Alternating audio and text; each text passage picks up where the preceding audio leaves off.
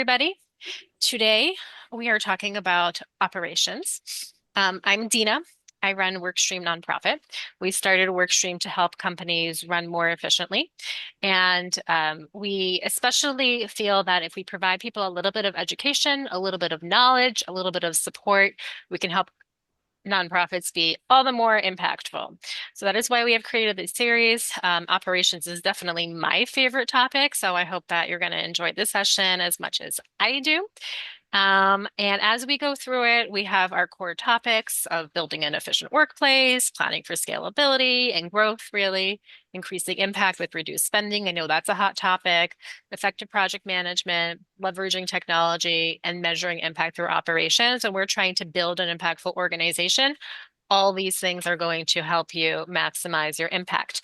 As we go through it, we're going to talk about action items because we like people to actually do things, to take the next steps so that you're not just learning and absorbing, but you have action items to put things into practice. And yes, I will email you the homework afterwards and you can tell me how you did and if you need any help with it.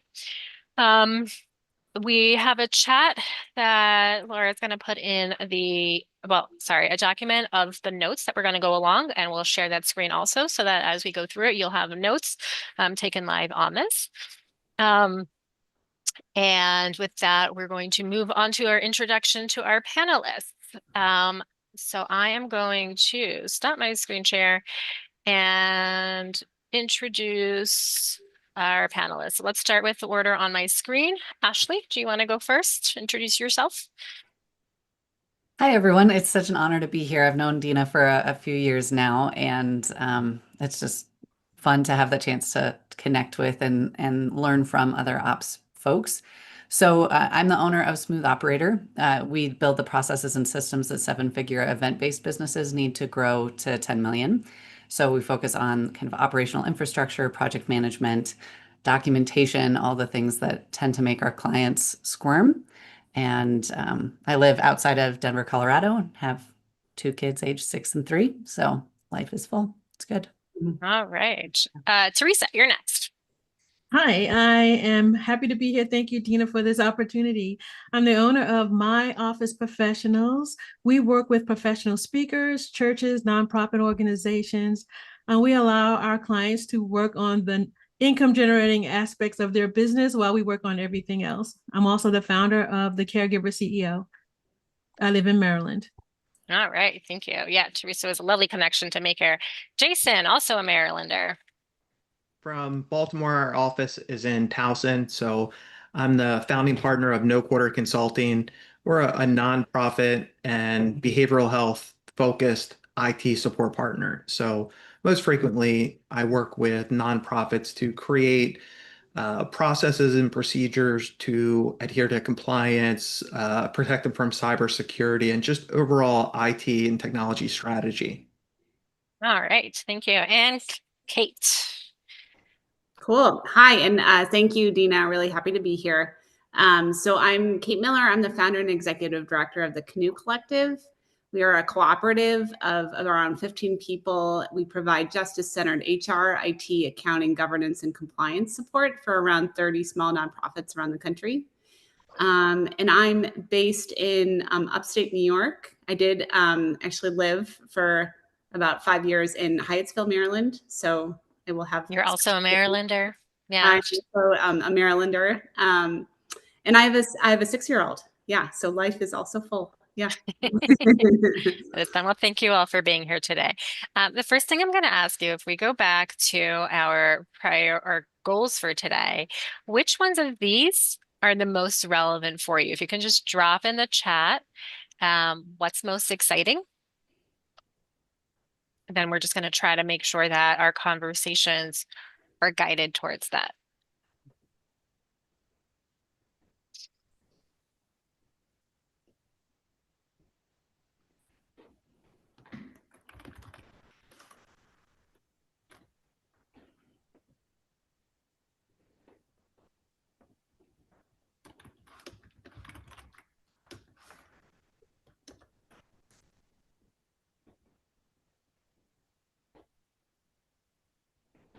Okay, so now I'm going to stop screen sharing.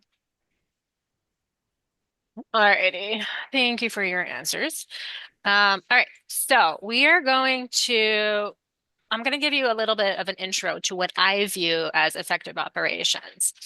So the first thing that I want to share with you is actually something that I call the growth readiness indicator. And I'm going to share that in the chat now. And I'm going to share my screen so I can walk you all through that. But we are sharing this. I developed this growth readiness indicator as a tool to assess whether an organization is at the phase that it can grow. If an organization tries to grow and it doesn't have these things set up, it will be difficult to do it well, or maybe not at all. So I'm just going to go through what these things are. And usually when I'm working with my clients, we're trying to take a look at how we can strengthen these. So we want to get people to 100 points ideally, although some things you can control, can't control. And as we go through the session today, we're going to talk about a bunch of the items on here, but I want to give you the framework of why it matters so that we can look at that. For our strategic foundations, if you missed our strategy webinar, check that out. What you want to have a well-developed and actionable growth strategy. People tend to be strategic, but not actionable, or action, but no strategy. We want the combo of that. We want your mission, vision, values clear and clearly articulated and used in decision making. Again, if you missed our session on that, it's available on YouTube. Then compliance, you just need to make sure that everything's checked off. So Kate would probably be your specialist here if you need help with that. Then this is where we're focusing today is on your operational infrastructure. You need to have the right technical stuff, whether it's software, whether it's hardware, whether it's cybersecurity, all those things that you need to have in place so that technology can support you. If you're not having technology supporting you, then it's hurting you. You want to have job descriptions and growth plans to support the higher volume. I always like to look at processes, and then the processes have the people aspect of them. Because you need to make sure the job descriptions are doing what they need to do. There's the process aspect, like what are you doing? And there's a technology supporting you, part of that. To have strong leadership and management support. So we had our last one on HR and leadership. So if you missed that one, you can check that out. But you need to have strong leaders. And you need well-developed internal processes and that infrastructure. We want to track key metrics internally and externally. And then these two things that are not something that you can control, it just kind of assesses the market of where you are.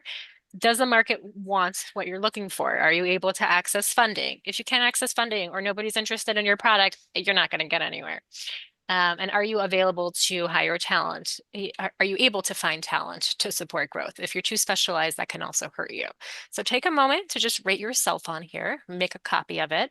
I don't think it'll let you edit it. Make a copy and rate yourself on here, and let's see where you're up to so you know what your key growth areas are going to be. And then we're going to ask the question to our panelists. So Teresa, you got unpinned, so how? Let me add you. Okay. What does an efficient workplace mean for you? So let's ask our panelist, and I would love to hear what it means for you. Jason, let's start with you. I think providing clear explanation without presuming anyone understands things. So having guardrails for employees so they know explicitly what they can and cannot do, the expectations put on them. For me, that's huge. So too often we just assume common sense, or we assume everyone's going to do it this way. Oh, I'm certain it's always like that. Without those clear guardrails of process and procedure, everything is just kind of a coin flip if it's going to be done to the expectations or to the cultural organizational fit. So I think clear delineation with roles, responsibility, process, and procedures, it has to be laid out and documented. Otherwise, it's just a pipe dream. Okay, that sounds good. Thank you. Ashley, what would you add? One of my favorite quotes I use often is by W. Edwards Deming. He says, every system is perfectly designed to get the results it gets, right? So one of the things we always look at when we're kind of evaluating systems for our clients is what's the difference between the outcome you're receiving and the outcome that you want? So it can be really easy, especially as an ops person myself, to want everything to be beautifully organized, just because I want it to be beautifully organized. But ultimately, the goal is that we want the outcome to match what our vision is for it. And we want the infrastructure that underpins our vision to match the strength of our vision. So a lot of what we're thinking about when we think about efficient workplaces is, are we reaching the outcomes that we've set out to reach? And if not, let's start with the systems first instead of blaming the people, which is really easy to do. Yeah, that actually leads into a question that we had later on, so we can, well, I'll ask it now, but we'll come back to it because I want to hear what Kate and Teresa have to say. But the question is that, sometimes it just feels good to be super organized, but at which point does it actually help you? Like, what the point? Where are you making an impact by being more efficient and organized, and where is it just an exercise in futility? But before we get onto that, Kate, what does operations or an efficient workplace mean to you? Well, I think other panelists are kind of saying what I have been thinking as well. But I think another piece that I would add to that is just that folks are not doing a lot of unneeded steps or wasting time on things that are unnecessary, right? That could be improved or streamlined in some way. So, for example, and to your point, like when is being highly organized actually important, right? And that is, I think of like an example of like the way that your documents are organized. Like if you use Google Drive, right, and you spend like 15 minutes trying to find the document that you need on a regular basis, like that is not an efficiency, right? Like, and making sure that your systems are set up in a way that you're able to meet those expectations. And that your, in particular, like your technology sort of infrastructure, your clarity on who owns what as well, that those pieces result in folks spending their time in a way that achieves the sort of results that the team is looking for. Yeah, thank you. And Teresa, what do you think? Well, I was thinking about my team. And when Yeah. I think about efficiency, I think about whether or not that team member can step out of that role and anyone can step right in and continue the work for that client. If it's an efficient workplace, then everything is documented and it's easy to understand, or it's intuitive. And so that if one admin is not able to perform for whatever reason, maybe they're out sick or something like that, it wouldn't be too hard for someone else to step in and be able to provide the support to that client. And so that's what I'd be looking for. Okay, so I'm hearing the hit by the bus theory, which I prefer to say I won the lottery. So if somebody wins the lottery and quits next day without any advance notice, are you able to pick up and keep running without that? Um, and we're also hearing that anything that you're doing on a consistent basis, making it work more effectively. My golden rules are always automate, delegate. You'll hear me say that very often. As much as we can automate, we like to, not to the point that like if once in a while you're adding somebody to a system, you do not need to build a whole automation to do that small thing. At that point, it's probably getting to the balance that it's not really helpful. Um, and so that we have the structure so that people can do their jobs well. Also for onboarding and offboarding, you can bring people in, they know what they're doing, you can hire more easily. So to me, it's a workplace that is able to grow and able to support that. So everyone knows what to do. Okay, now so let's go ahead to that question. So when is being too efficient hurting you? Or trying to be too efficient? Oh, thank you, Laura, for sharing our notes. Kate, what do you think? When is too efficient hurting you? Well, I think when we talk about systems, we always need to, and Jason touched upon this a little bit. Like we always need to think about the human element, right? Not elephant, element, Mm-hmm. the human element, right? Like are the people that are on your team, do they feel supported, right? Do you have an equitable workplace in which people feel cared about and that they can bring their best selves to work every day? When your efficiency, your efforts to build efficiency is compromising that, it can be counterproductive, right? And not to the benefit of everybody on your team.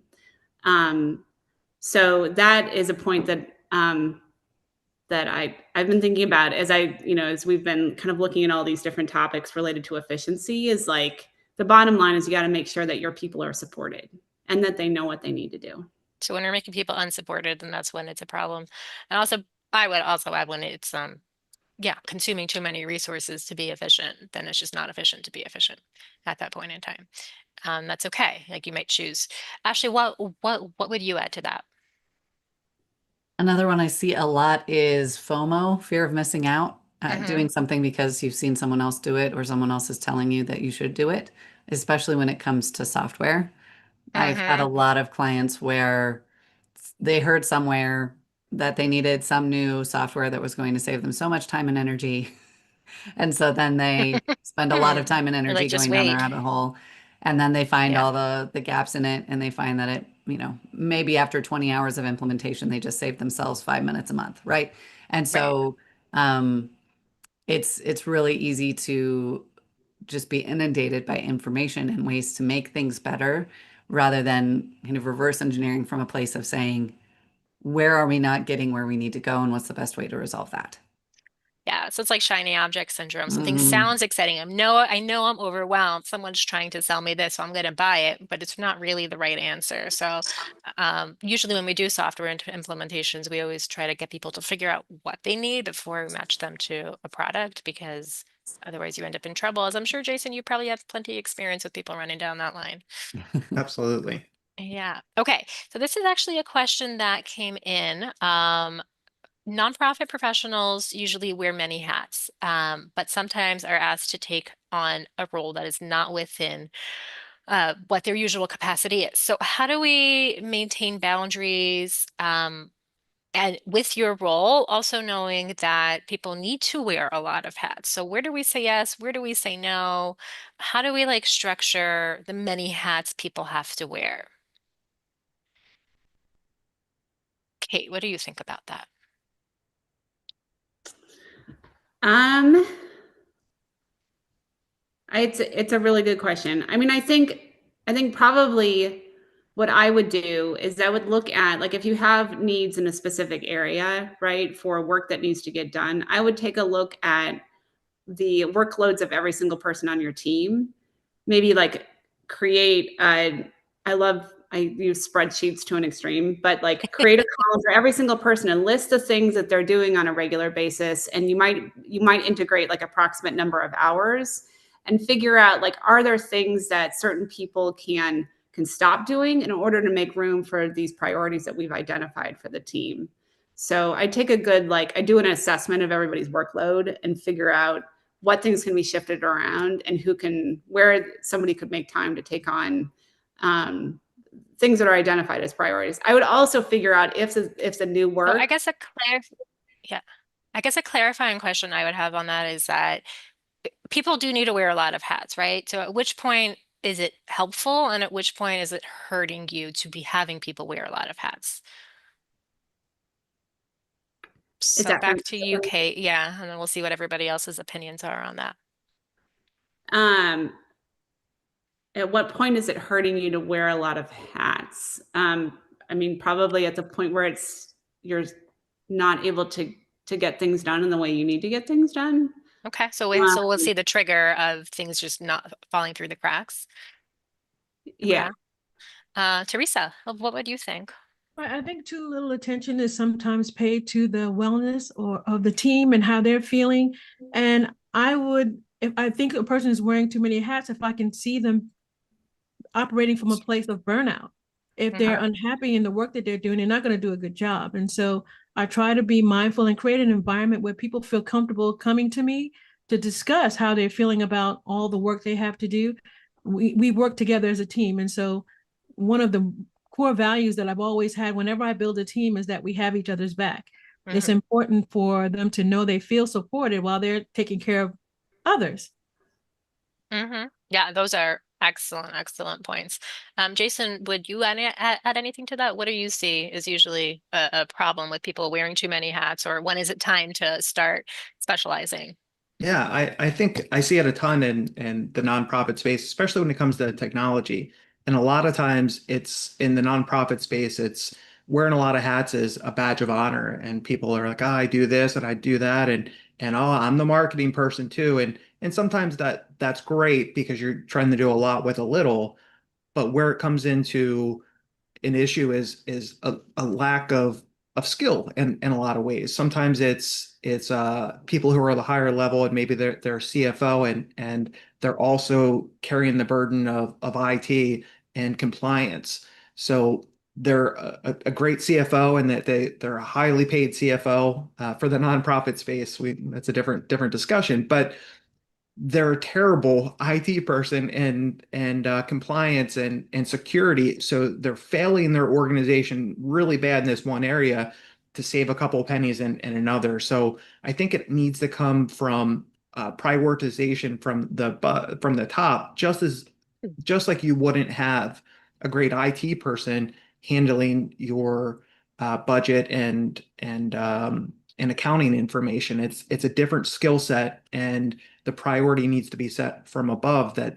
this is really important and deserves a little bit higher mind share from an individual. So we need to prioritize from the top down to figure out what are we doing? Are we wearing too many hats? Can these be worn at the same time? And that happens a lot.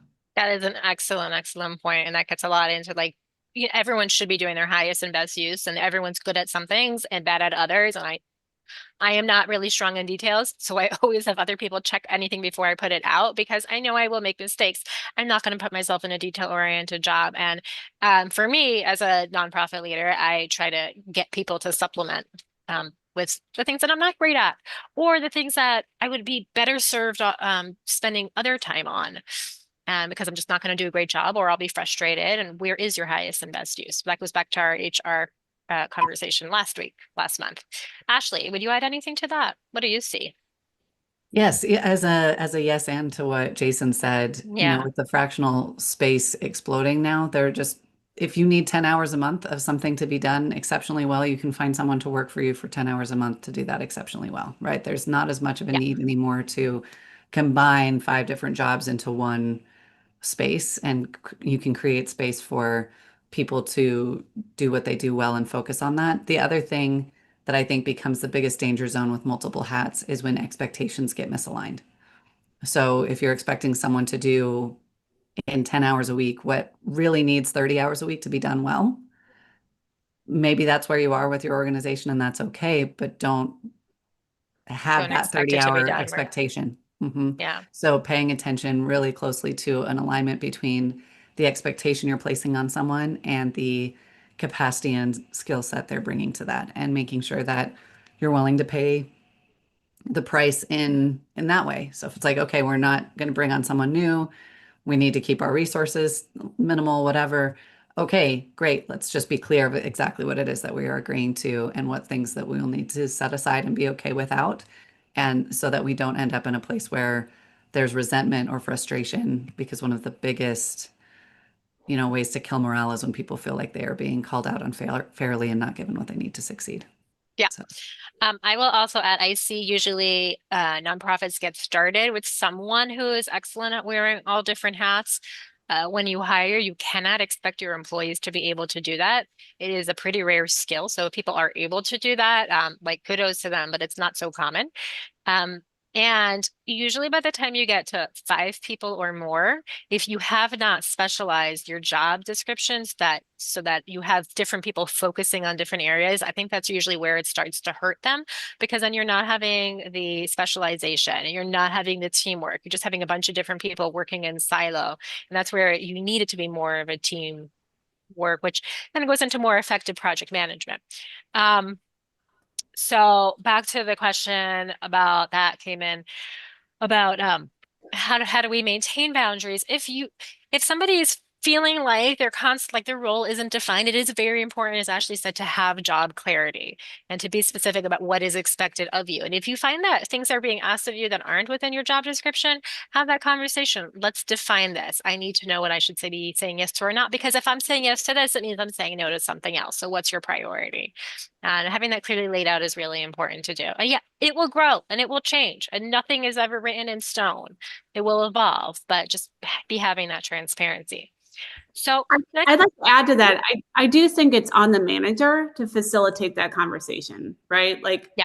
I think power to the employee who can say, hey, I need my role better defined, right? But I think one of the big pieces, the most important pieces of efficiency is ensuring that you have highly skilled people managers, that supervisors know what conversations need to be had at what time, and ensuring that they're matching people with responsibilities that they're able to manage and then also align with their own passions and skills.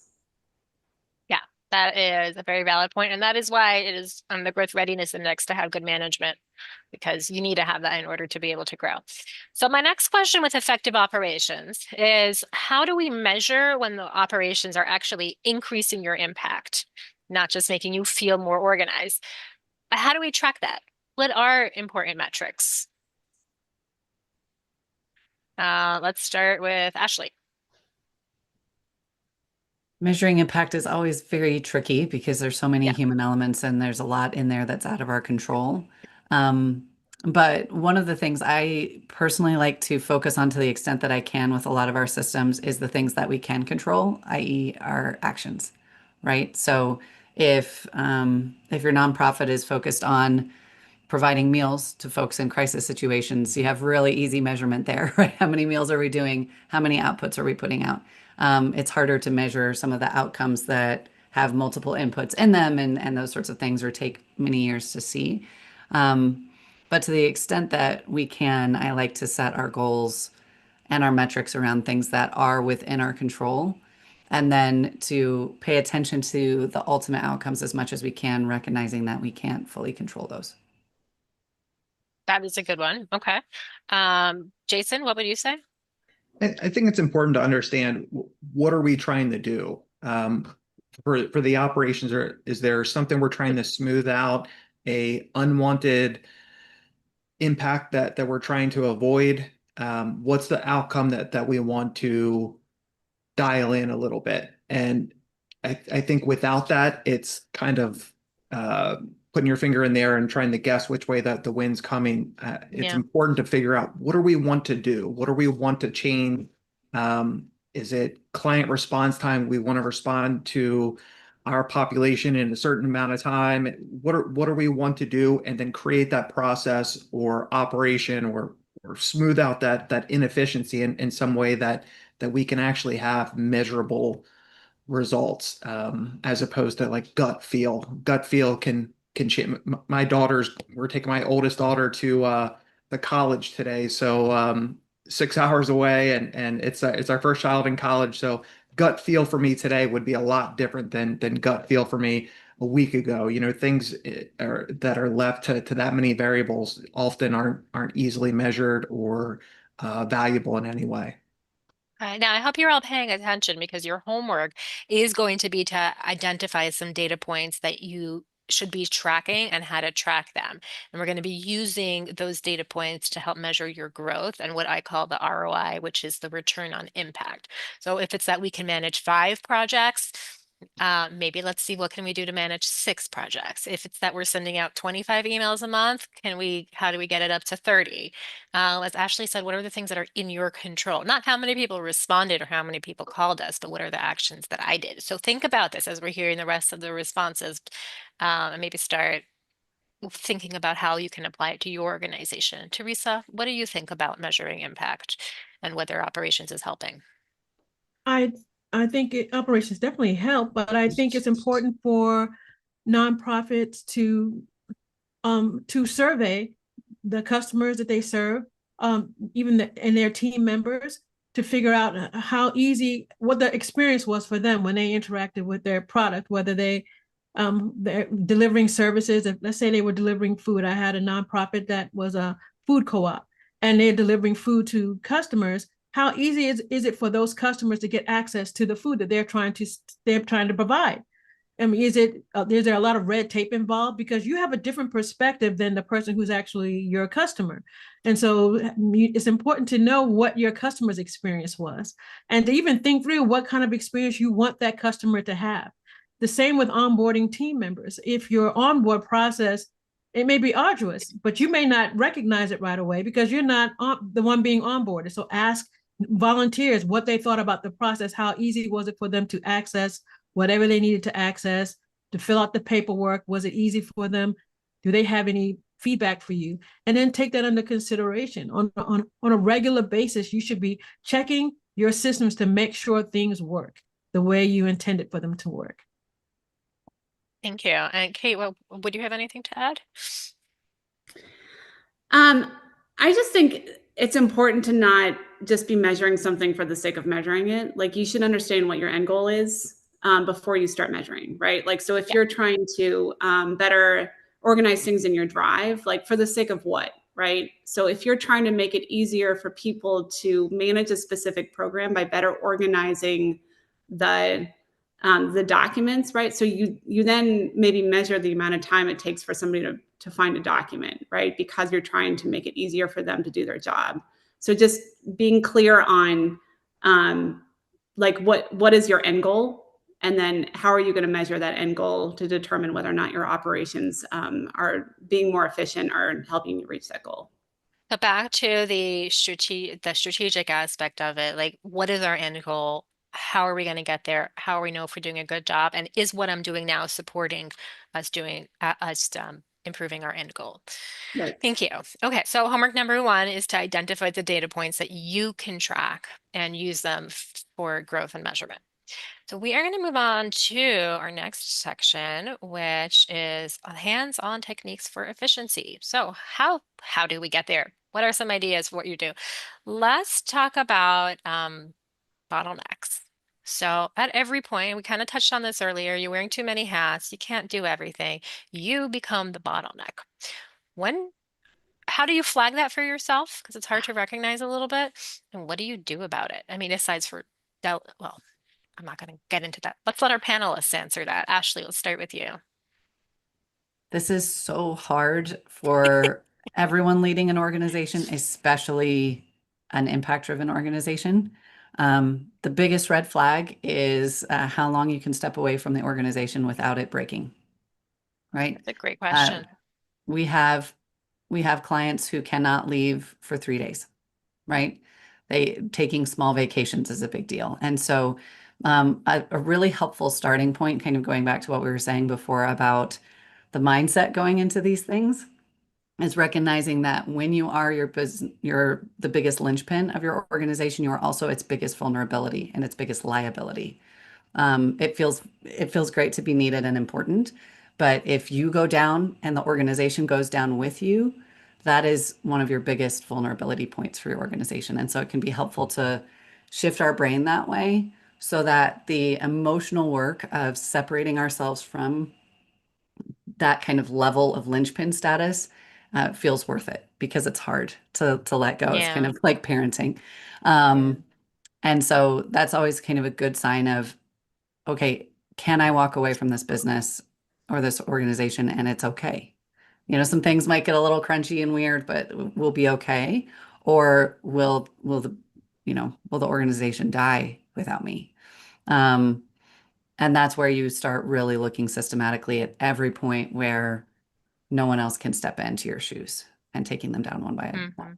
It goes back to the winning the lottery type of mentality. Yeah. Yeah. Mhm. Can you leave and can go?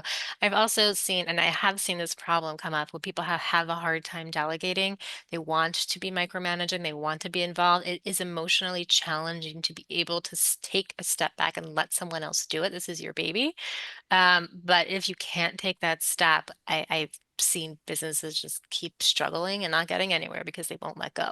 So if you're having that kind of issue, find a leadership coach who will help you take those steps. But putting those trust in others and being able to delegate is then super helpful. Okay. Ashley, what would you add? Sorry, not Ashley, Teresa, what would you add on that? I was thinking about what Ashley just said. I remember Mhm. being in that place where I struggled to let go of my business. And then I had a significant loss in my family and I had to step away. And I didn't look back at my business for about 2 months. I was so proud that everyone did what they had been trained to do. And so now I intentionally step away from my business at least twice a year for at least a month, just to see if there are any issues that I might need to address to make sure they can always operate on its own. And again, like Ashley said, I've found so much more growth in my business and in the team, because I was able to trust the systems that we put in place. The only other advice I would add is, if you're depending on volunteers to help run your nonprofit, or I mean, even if you're paying for employees, look for those who have the leadership skills to step in and to be mentored or trained by you and pour into them. I intentionally pour into 2 individuals in my company on a regular basis to make sure they can walk, and they understand the vision, the values that I hold for the business, and the same love and concern for my clients that I do. And that helps. Thanks, Teresa. Okay, so delegating. Delegating is our tool number one. And take care of yourself. That's a very valid point. So if you don't have people in office to delegate to, find other people. As Ashley's mentioned, there are so many fractional people. I mean, Teresa, Ashley, me, Kate, I mean, Jason, really all of us do fractional operation support in one shape or another. So if you need help delegating, we'll help you figure out how to do it and get you connected to the right people. But it's, again, the biggest thing that I recommend people to do. So that is technique number one. Technique number two, we're going to say is effective project management. So Kate, if you can talk a little bit about what effective project management looks like. And I'm also going to share this template to a project charter. Kate, I'll let you talk a little bit about what good project management looks like first, and then I'll show you what the project charter is.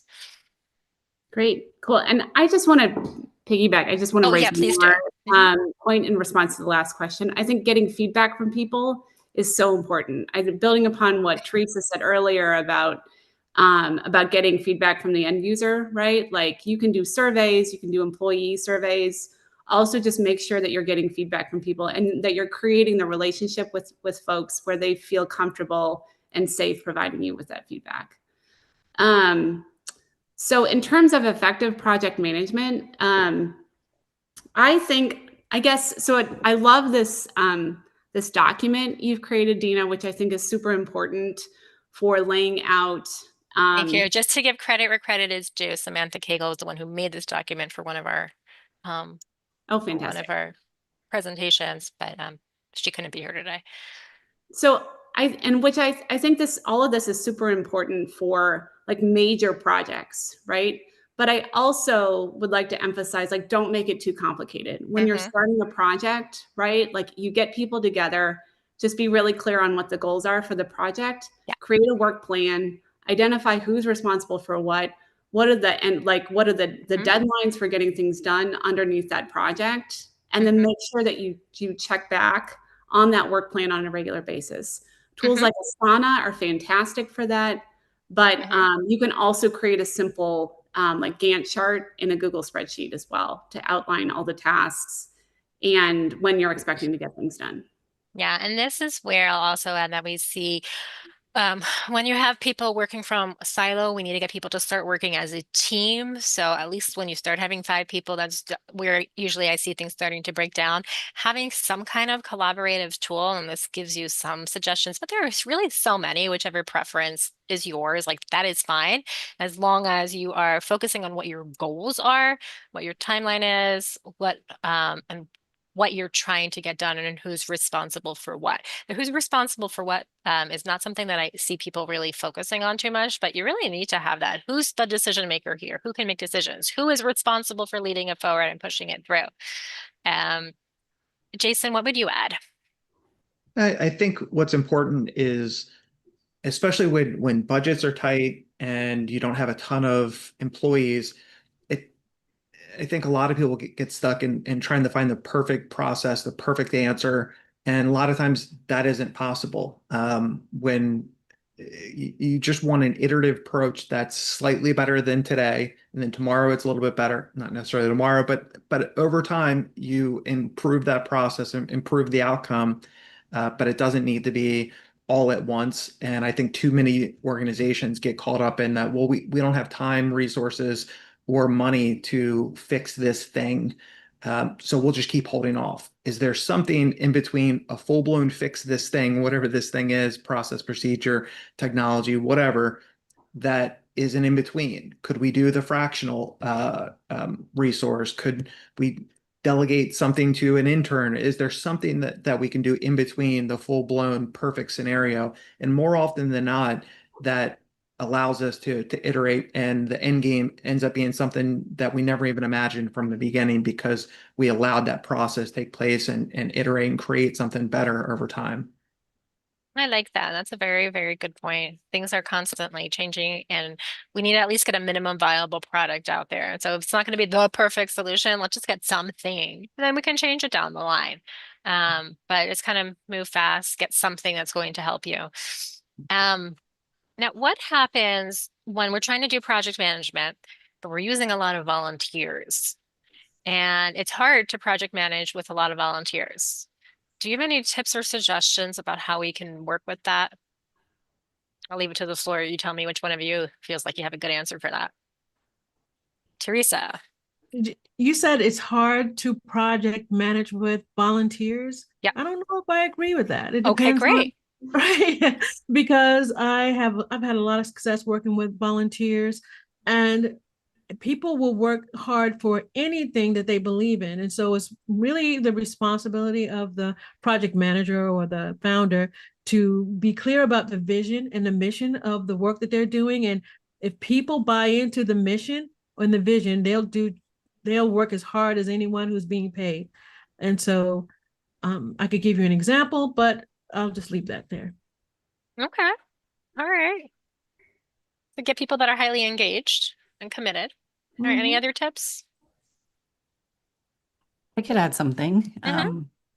Something I've thought about a lot, especially as a parent now, is that almost none of us, potentially none of us, have really been systematically taught how to manage our time, right? This isn't a class in school for some reason, even though it's one of the most important skill sets for any of us to build.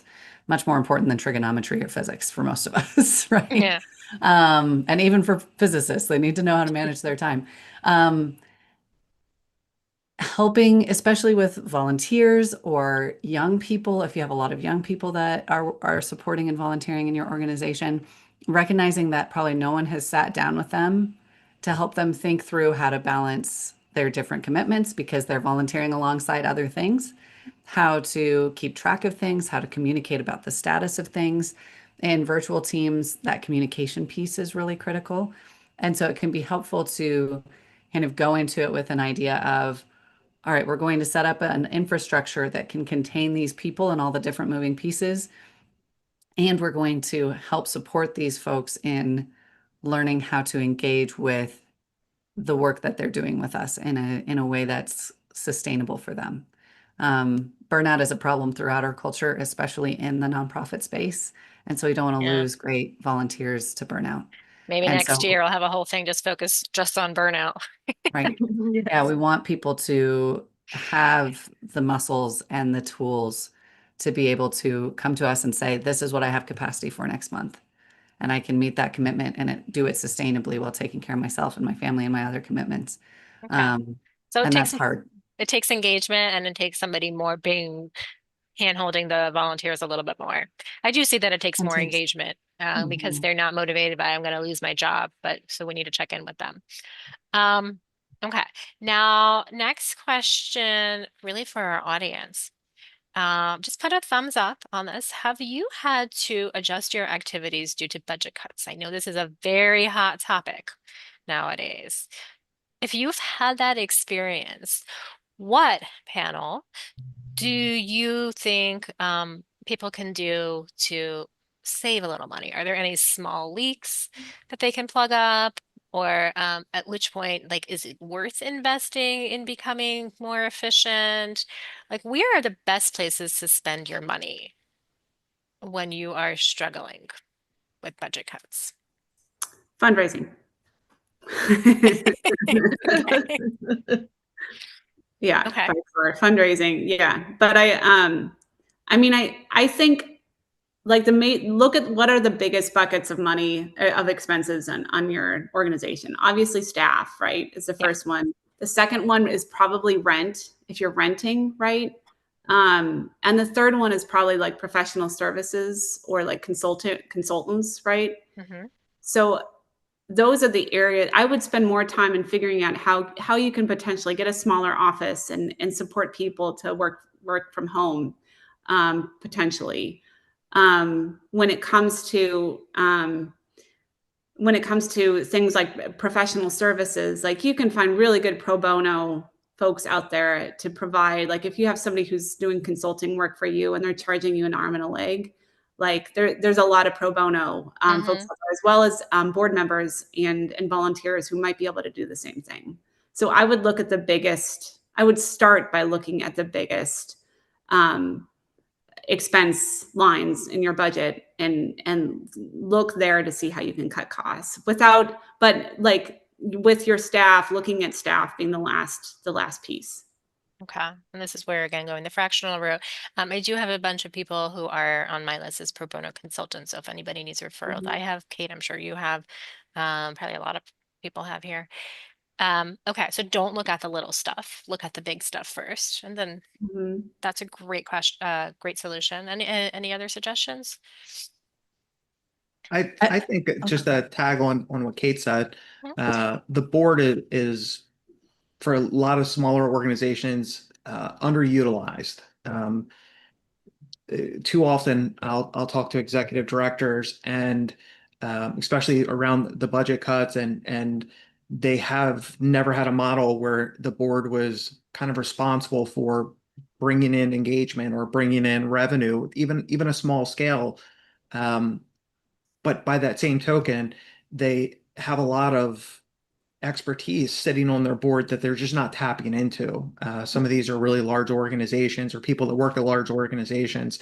So I think engaging your board to utilize whatever pro bono services they might have, but also their donor network, if that's a possibility for your organization. I just think the board is heavily underutilized and they get to have a cool title. Like all of us love being on the board, and it's really awesome, but there's some obligations that I think organizations don't always hold those members' feet to the fire. You want to make your board work for you. Yeah. Yes. Okay. Um, so to wrap up this section, my homework item for you is to track where you're spending your time. And people don't often realize when where they're spending their time. If doing this exercise for a week, just seeing what are you doing, and then pick like the three biggest things that only you can do, or figure out things that somebody else can do. So knowing what is your unique specialty and what you can delegate can then lead you to take the proper steps to using your resources more effectively. We should probably put as a secondary item now that I'm thinking about it, just taking a look at your budget and just identifying one thing that you can see if there's a way that you can access free or cheaper resources. Um, Okay, so moving on to our next section, technology as your best friend. Jason, people usually work better when they have the right software to support them. So where do you see common areas of technology really providing support and providing a return on impact, as we're going to call it? A lot of times we'll see organizations that and this isn't to toot our own horn or say you need to go with a managed service provider, but that's often an area that nonprofits don't spend a lot of time focusing on, especially when they're remote first. That becomes a burden of the employee that they have to figure out how to navigate their home network, how to access files, how to do those things. And sometimes it's because people are wearing so many hats in those organizations, they have to wait for the COO, CFO, or office manager to grant them access to something, give them permissions to an application. And those kind of inefficiencies scaled across an organization can really be a detriment in your productivity and the morale of an organization as well. You know, if you work at a really like a Fortune 500 company, even as an analyst or an entry level role, you can expect a certain degree of professionalism and the support because those larger organizations understand those inefficiencies scale horribly across your organization. So they do everything to kind of weed those out. Smaller organizations see that as a tomorrow problem. It's always going to be a tomorrow problem, and your employees and the morale and everything is just going to continue to spiral without putting some type of investment into making sure your employees efficiency and productivity isn't impacted by the technology you guys have in place. Mm-hmm. Yeah, that's a very good point. And to the question, any advice on handling collaborators who tend to revert to personal things? Well, I could tell you my opinion on that one.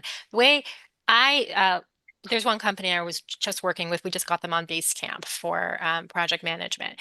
And when we have individuals who are working on their own, it was like more difficult to project manage. Now everybody is in the project management system, which means that they're all collaborating, talking to each other, feeling like a team. Um, Sometimes you will have people who are holding out on technology. And if they're holding out, it becomes the manager's problem, really, to help them be a part of the choice, be a part of the understanding, and develop the habits. Kate, I would imagine you probably have a lot of experience with this type of scenario. When people are not interested in changing and you have this technology you want to implement and you want to change, but how do you bring everybody along with you? I see change management being the most effective when it's embodied, right? Like when the changes that you want to see are embodied by leadership, right? And that they are asking for the people who report to them to follow and use the tools that the organization is kind of agreed upon using as an organization. So when leadership is bought in, and you also ensure that there are some really key people who are leaders or influential within the organization to also be utilizing the same tools. That's when it's the most effective. And also understanding, like going to the person maybe who's not using the tools and better understanding why, like understanding from their perspective, like what is getting in the way of them potentially using it, and then kind of co-creating solutions for them through that conversation. Yeah, that's a good point. And also included in your job reviews, like if you're checking in on how the employee is doing, include the technology utilization. That should be part of their performance. They are not doing their job properly if they're not conforming to the systems that you've used, but that's of course assuming that you've done your due diligence to get them to do it right. Teresa, it's our last question, then we'll go to Q&A.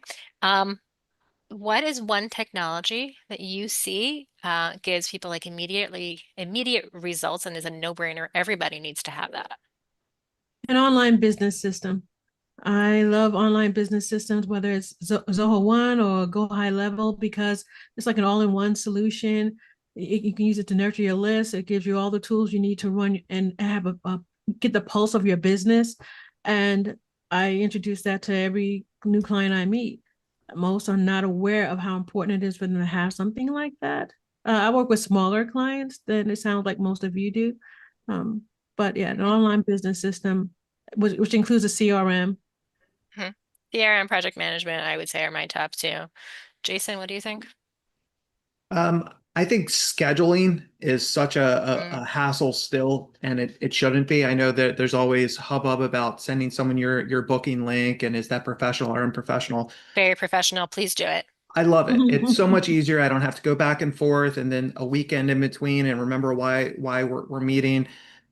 I think it's free for non for anyone really. You can go to get a Calendarly.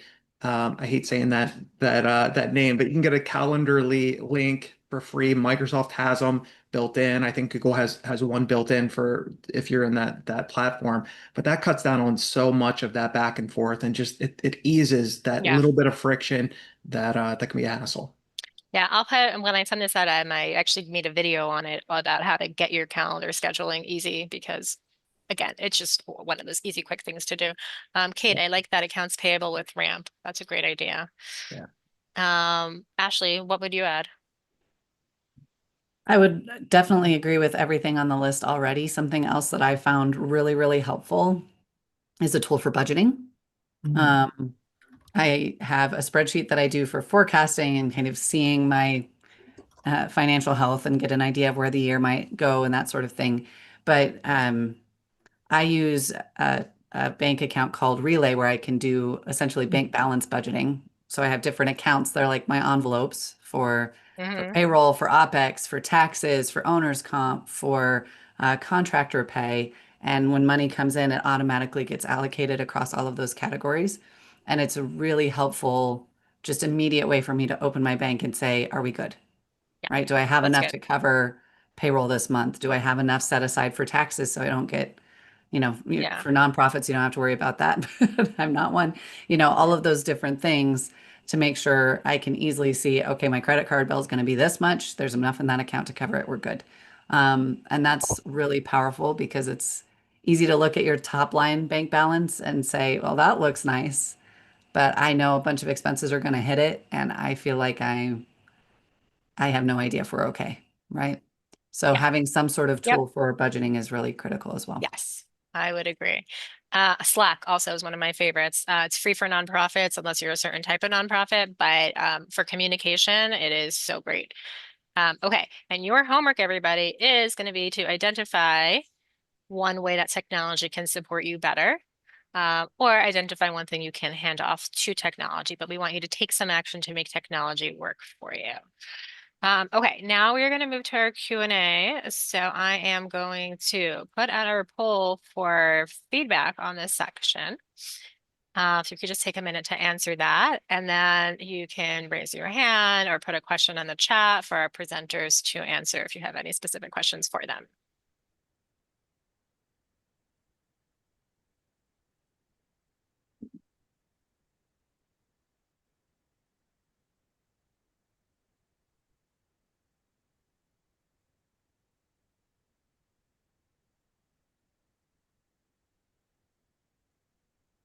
All right, if anybody does not have any specific questions, are there any closing thoughts that our panelists can give? Kate, before you hop off, do you have any? I don't think so. We covered a lot, but it was Yeah. great. I really appreciate. Yeah, I have to jump off. I have a Yep, hard no stop. problem. Thank you. Thank you so Thank you for much, being everybody. here. All right. Teresa, would you have any closing thoughts? I wanted to mention the value of partnerships. There was a conversation or question you asked about funding or finances, or if there was an issue with finances, what area would you focus on first? And there were some really great ideas, and I would focus also on building partnerships because that can reduce your cost and help to grow your impact. Nice. That's a good one. Jason? Yeah, I think if there's a few takeaways from this, one of them would have to be to leverage fractional outsource providers. A lot of them are more than willing to help out pro bono. A lot of our engagement, for example, is pro bono. A lot for us, it doesn't take us much effort to make a large impact on a nonprofit, and I'm sure that's the same across the other panelists as well. So leverage free resources where you can. Not everything is going to be attached to an invoice or some kind of way to trick you into buying something. A lot of us are actually want to help in the communities we live and support. So Nice. Thank you. And Ashley? The biggest thing I always want to leave people with is that if you're finding this stuff difficult, you are far from alone. A lot of times when I talk to people, there's a sense of shame or embarrassment of, oh man, if you saw the back end of this thing, you would think I was just such a mess. I don't have anything together. I hear that a lot. So, you are not alone at all. This is very, very difficult. And you don't have to be afraid to ask questions that you feel like might be stupid questions. We're here to support There is no and such thing as a stupid question with that. Yeah. exactly. All right. Well, thank you all for joining us today, and especially our panelists. And we will be sending out an email with the links that we mentioned here. And yeah, thanks for joining. Dina, will you be staying on for a moment? There was a. Yeah. Okay. Okay. Thank you, everyone.